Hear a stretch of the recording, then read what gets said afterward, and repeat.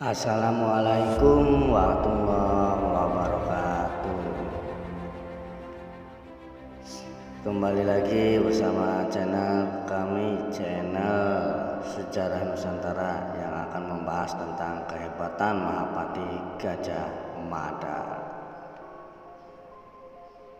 Operasi intelijen paling gemilang di Indonesia bukan terjadi di zaman revolusi kemerdekaan, tetapi di zaman Hodo Majapahit.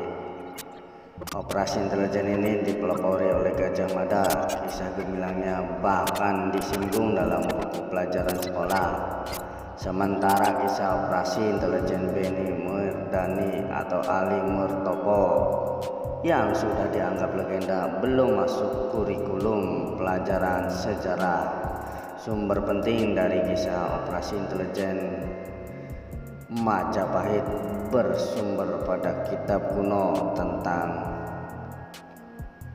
Raja Jawa berjudul Pararaton. Kisah dari kitab kita ditakdirkan dalam beberapa buku di dalamnya, termasuk fragmen operasi Gajah Mada menyelamatkan tahta Raja Majapahit yang lemah dan lalim bernama Jayanagara. Jayanagara tergolong raja yang tidak disukai. Ia adalah anak Raden Wijaya, pendiri Majapahit. Dengan cara petak yang bukan permaisuri, terletak bukan pula keturunan raja terakhir Singosari Kertanegara. Tara Petak, putri raja dari Sumatera, sudah tidak disukai sang raja. Punya orang percaya yang jahat dan licik. Orang yang mengenalnya sebagai Mahapati. Lelaki ini kebetulan suka bikin intrik. Tak heran sang raja lalim itu diberontak, bahkan oleh mantan Dharma Putra yang dekat dengan rajanya, yaitu Rakuti. Pemberontakan Rakuti terjadi pada tahun 1241 Saka atau 1319 Masehi. Dalam pemberontakan Rakuti, Mama Gajah Mada mulai disebut-sebut dalam kitab Pararaton sebagai orang yang berperan dan terampil untuk mengatasi masalah. Kemungkinan besar sebelum Rakuti berontak, Gajah Mada sudah menjadi anggota dari pasukan Bayangkara yang mengawal raja. Patih yang tidak senang kepada Jayanagara memberontak hingga ibu kota Poranda dan membuat raja dalam bahaya. Tak heran Jayanagara menyingkir untuk menghindari bahaya. Sudah pasti Uti berjaya dan seharusnya sementara waktu menguasai keadaan masa depan kerajaan Majapahit yang terpusat di Trowulan. Itu tentu saja terlihat suram. Ketika Patih belum mati, raja bermaksud pergi ke Badander. Pergi pelaku malam di atas orang pun yang tahu hanya diiringi oleh pasukan Bayangkara. Semuanya kebetulan menjaga malam itu. Ketika raja pergi sebanyak 15 orang. Pada waktu itu Gajah Mada menjadi kepala pasukan Bayangkara. Kebetulan waktu itu mendapat tugas menjaga. Itulah sebabnya ia mengirimkan raja pergi. Demikian tafsir Pitono Harjowardojo atas kitab Pararaton. Ditambah Gajah Mada, jumlah pengawal menjadi 16 orang. Para pengiring raja itu terdiri dari pengawal dan pelayan yang disebut pengalasan. Waktu bekal Gajah Mada memberi bantuan kepada Raja Sri Jaya Negara dalam pemberontakan Dharmaputra Rakuti, maka dia tak gentar sedikit pun.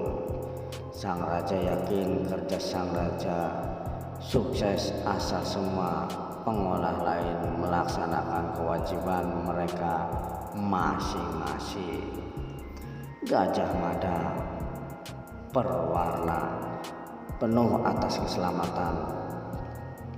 Pada suatu kali waktu raja sudah beberapa hari tiba dan seorang pengalasan minta pulang, Gajah Mada tak hanya mencegah dia pulang, tapi juga membunuhnya. Alasan itu dihadiahi tusukan keris oleh Gajah Mada. Dalam pikirannya, pengalasan itu bakal bikin musuh raja tahu di mana raja bersembunyi. Rakuti tentu tidak akan diam sebelum Jaya Negara Lalim itu mati. Hari kelima tiba dan Gajah Mada mohon diri kepada negara untuk memantau situasi kota Majapahit. Tiba di sana, Gajah Mada mengunjungi pejabat tinggi kerajaan, mencari tahu sejauh mana kesetiaan para mantan pejabat era Jaya Negara kepada tuan mereka.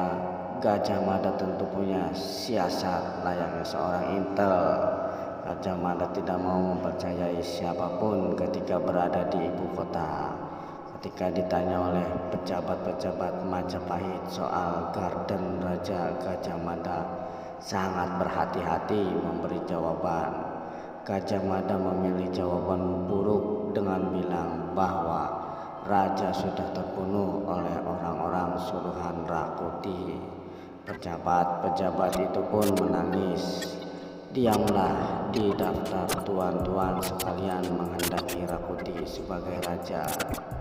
Hardi Gajah Mada seperti digambarkan selamat muljana dalam menuju puncak kemegahan sejarah kerajaan Majapahit. Pada Gajah Mada, para pejabat itu bilang, "Apa katamu? Ia bukanlah Tuhan kita." Maka terserahlah pandangan Gajah Mada dalam situasi yang tidak menyenangkan itu. Terkait hal itu, Selamat Muljana mencatat, "Tahulah sekarang Gajah Mada bahwa para pembesar dan warga kota Majapahit kita suka kepada patih dan masih cinta kepada Raja Jaya Negara." Tak lupa Gajah Mada meminta kesanggupan mereka untuk melawan Rakuti. Operasi intelijen yang dilakukan Gajah Mada ini sebetulnya menentukan masa depan Majapahit.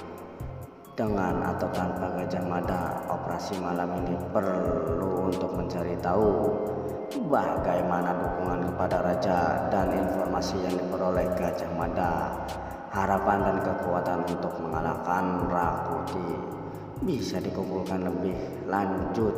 Gajah Mada juga tahu bahwa para pengikut Rakuti ternyata tidak sekuat yang dibayangkan bersama mantan orang terdekat Raja.